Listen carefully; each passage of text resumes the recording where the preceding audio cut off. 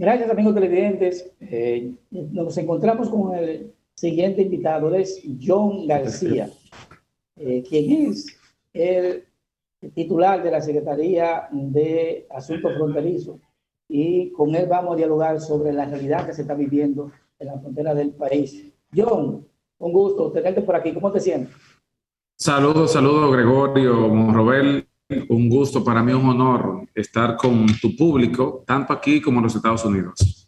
John, precisamente en el caso específico de lo que está aconteciendo en la frontera dominico-haitiana, se conoce de que desde el 2001 se han implementado una serie de mecanismos que están establecidos en leyes que crean situaciones favorables para la inversión en la frontera. Específicamente, tenemos leyes que crean ese ambiente y que hasta ahora no se ha sentido lo que es el cumplimiento del propósito de crear mano de obra en las dos partes de la frontera para poder favorecer a esa gente que de alguna manera están pasando para este país, para este lado, de manera constante. ¿Tú sientes que ha habido, después de esa ley, volvió y se mejoró para seguir facilitando que las empresas se instalaran en la frontera? ¿Ha habido algún beneficio en términos de lo que ha sido ese propósito?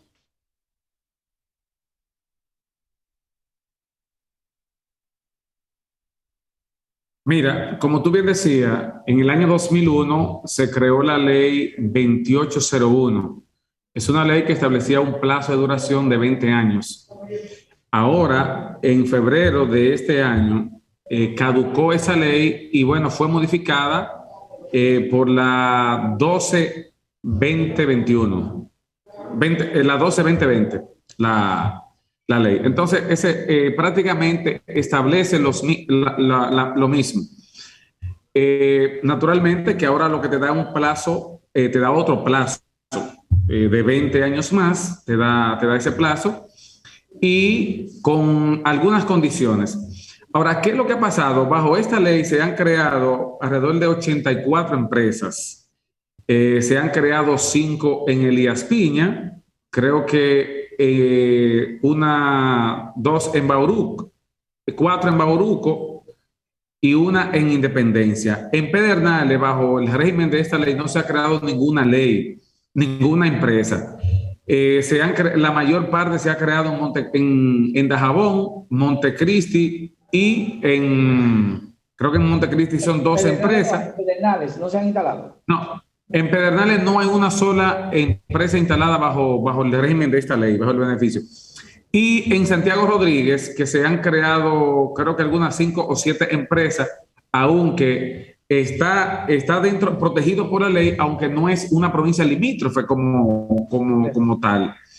Entonces, en los estudios que se han hecho, ha indicado que uno de los principales problemas del por qué esta ley no ha surtido los efectos esperados fue porque el comité, que es un comité que regentea todo eso, que debe ver los expedientes, aprobar los expedientes de todo lo que someten para instalarse allí, pues parece ser que ese comité no funcionaba y lo que hacía era que respondía a los intereses de los que ya hoy están instalados para que nadie más se instale o a los intereses de muchos empresarios que están fuera de la zona fronteriza y que no tienen interés en que más empresas se creen en la frontera. De modo que yo creo que ahí debe haber voluntad política de parte del gobierno central, que es quien nombra por decreto al presidente de ese comité, de ese consejo, es el que lo nombra. Entonces, y además, tú sabes que lo componen algunos ministros, como son el de aduana, el de agricultura, o sea, hay un grupo de ministros y de funcionarios que componen el consejo. De modo que ha sido falta de voluntad. El problema de Haití es un problema estructural. Nosotros no vamos a resolver el problema, por ejemplo, militarizando la frontera, porque es un tema muy costoso. Es el tema de Haití, la crisis política, social, humanitaria, económica, viene desde su propia fundación y por lo tanto nosotros como nación siempre vamos a cargar con parte de ese tema haitiano. Entonces, lo que tenemos nosotros es que crear mecanismos que le permitan a ese pueblo desarrollarse. Primero, nosotros creo que hemos cometido un error tradicional, histórico, de no tener la visión de formar, de capacitar la clase política que va a dirigir los destinos de Haití. Creo que nosotros debemos de tener ese tipo de cooperación inteligente, porque de lo contrario, entonces la Haití no se va a dejar morir de hambre, no se va a dejar morir por las enfermedades, entonces va a venir aquí. Y si nosotros, si bien es cierto que tenemos la frontera militarizada, que al día de hoy vimos dos senadores fronterizos, Antonio Marte y David Sosa, que han denunciado que a pesar de que hay 15,000 militares en la frontera que anunció el gobierno dominicano, siguen pasando muchos inmigrantes ilegales. Realmente esa cantidad de efectivos están en la frontera, porque se ha dicho que eso no llega ni a 2,000.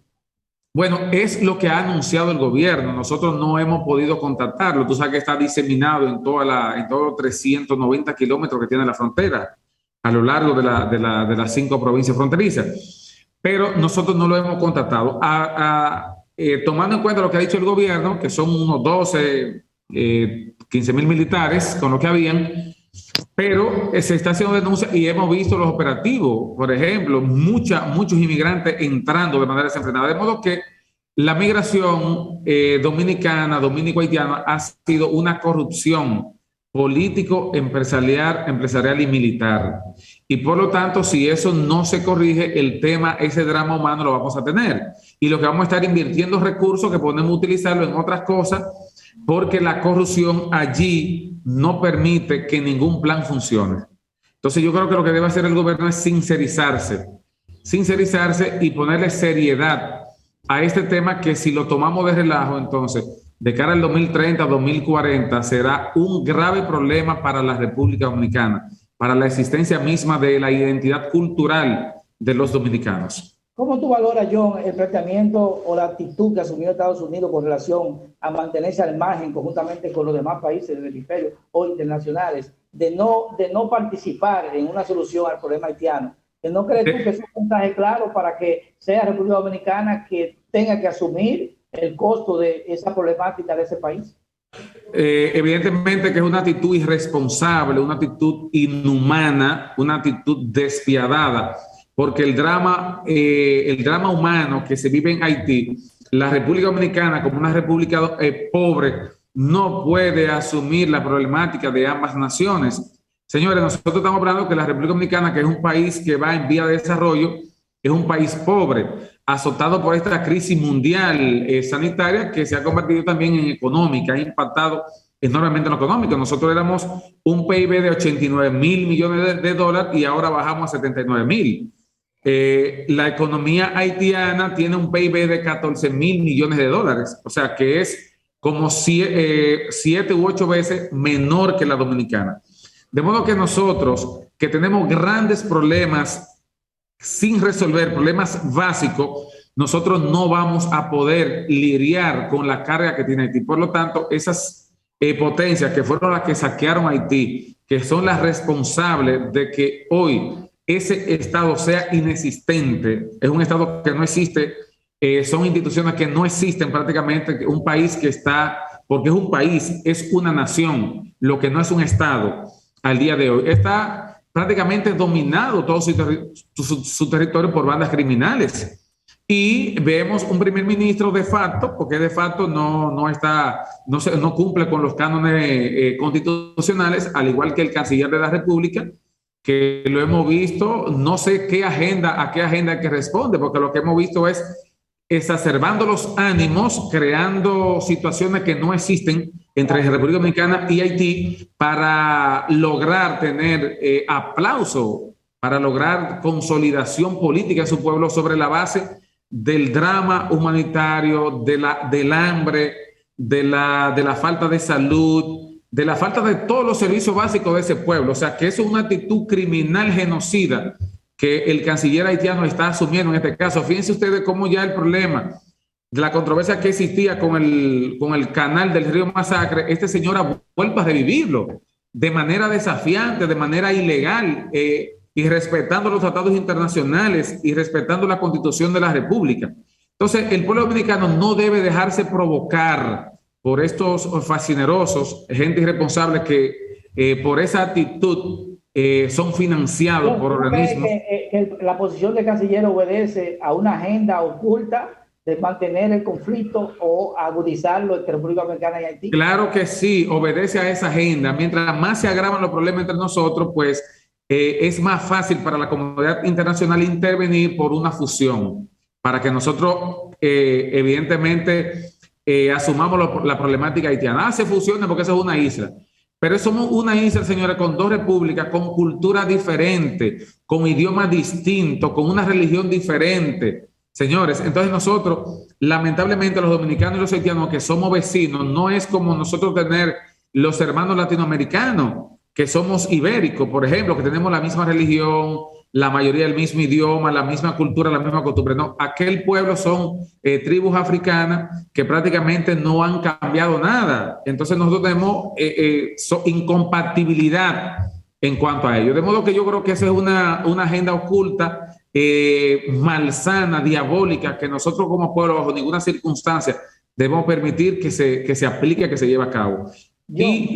El tiempo se está terminado, lamentablemente. Yo quisiera, por el tema que tú dominas y manejas, tenerte una nueva ocasión en proyecciones para que podamos abundar sobre estos temas, pero permitirte que brevemente te despida a los amigos televidentes de proyecciones.